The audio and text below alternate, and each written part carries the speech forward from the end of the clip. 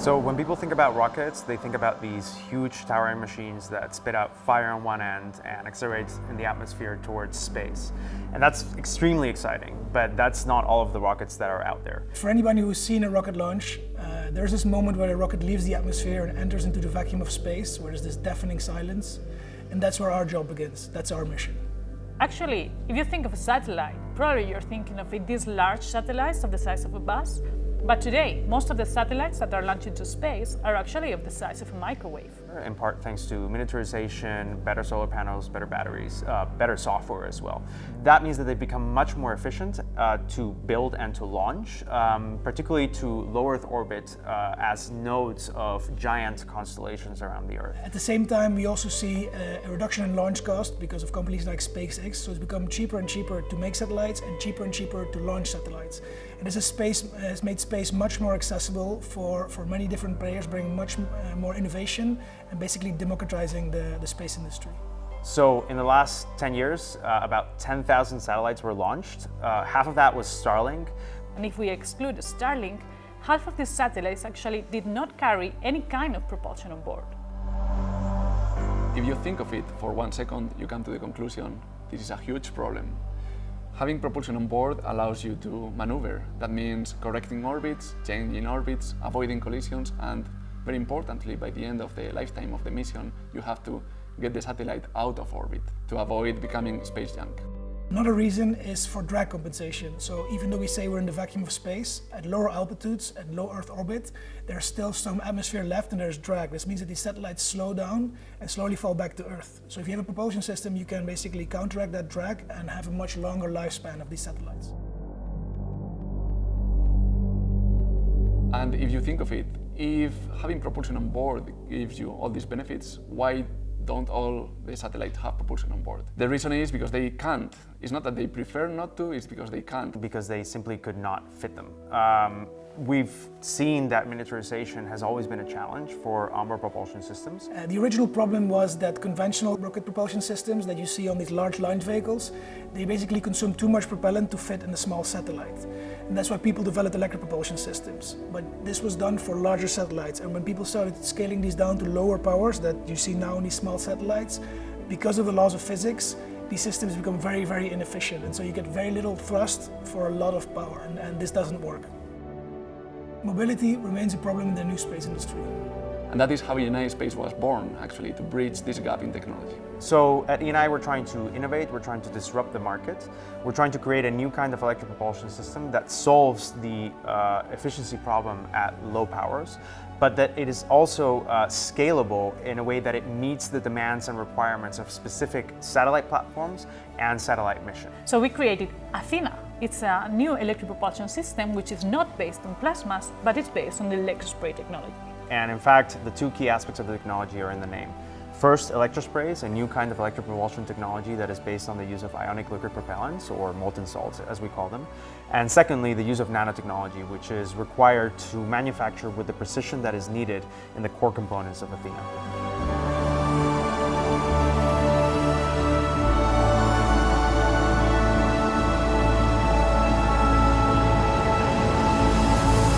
So the secret sauce in electrospray thrusters is the use of ionic liquids as propellants.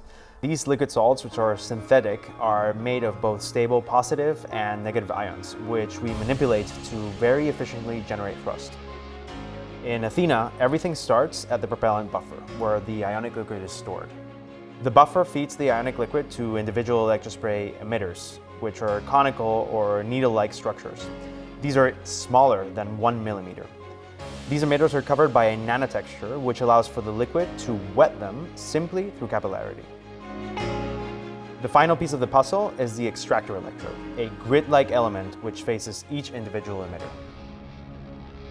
By imposing an electric potential between the liquid and the extractor, we're able to generate an immense electric field at the tip of these electrospray emitters. And that's where the magic happens. This electric field is so intense that it separates ions from the surface of the liquid, evaporating them and accelerating them to speeds of up to 30 kilometers per second through the extractor aperture, generating thrust.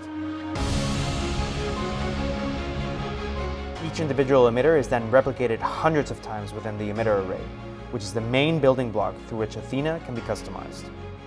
These building blocks can be combined to select the total power and thrust of Athena during the mission definition, enabling a fully scalable and modular system. Athena is completed by two additional building blocks, the ionic liquid propellant reservoirs, which are used to refill the buffers throughout the mission and determine the total impulse available for the thruster, and the power and communications unit, which handles voltage and current feeding to the emitters, as well as data flow to and from the spacecraft onboard computer. The incredible engineering behind Athena, as well as its multiple innovations, were needed to bring a new world-class propulsion system to the market. A low-power, highly efficient and compact product which minimizes the impact over the platform and mission with low thermal loads and a low signature plume. And best of all, Athena is scalable and modular, delivering on our vision of one-of-a-kind propulsion systems for one-of-a-kind space missions.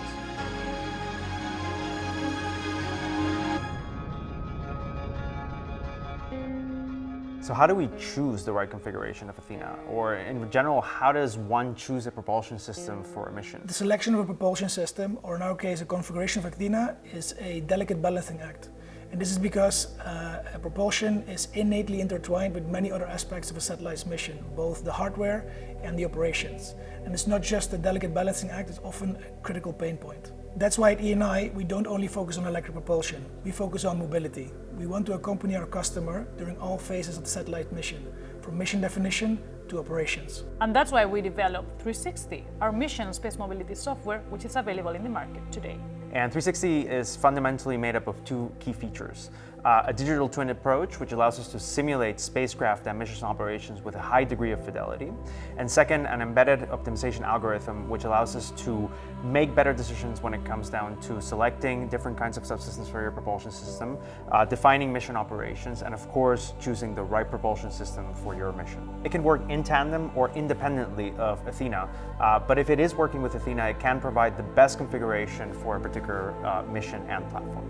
Additionally to 360, this year we are kickstarting the development of Orbital, an operations software which will allow our clients to optimize in real time the propulsive maneuvers. Orbital will allow the mission operators to make the best decisions when it comes to spacecraft maneuvering. So if 360 and Athena are at the core of our product ecosystem, then at the core of IENAI as a company is our team. Bringing a new disruption, a new innovation to the space market can only be achieved with a world-class team that is committed to working hard, to having the best technical prowess, and of course led by visionary leadership that can really make this vision and mission come true. In 1 year, we'll be commercializing Athena, onboarding our first customers to 360 and kickstarting the development of Orbital. Currently, IENAI is based in Madrid, Barcelona and Uppsala. 5 years from now, we expect to see IENAI products all around the world and in every type of satellites. La ciencia hace la vida divertida. Cada día llevamos la ingeniería al límite. Baanbrekende innovatie. Teamwork makes the dream work. Para mí, IENAI es una mezcla entre reto y curiosidad. Ingegneria para cambiare il mondo. Spingersi oltre i confini. Propulsione elettrica. Resilienza. Pionieri. Creatividad. Mobilità spaziale. Esprit d'équipe. Pasión. Visión. Ciencia. Determinación. Beraberlik. Evolución, o mejor dicho, revolución.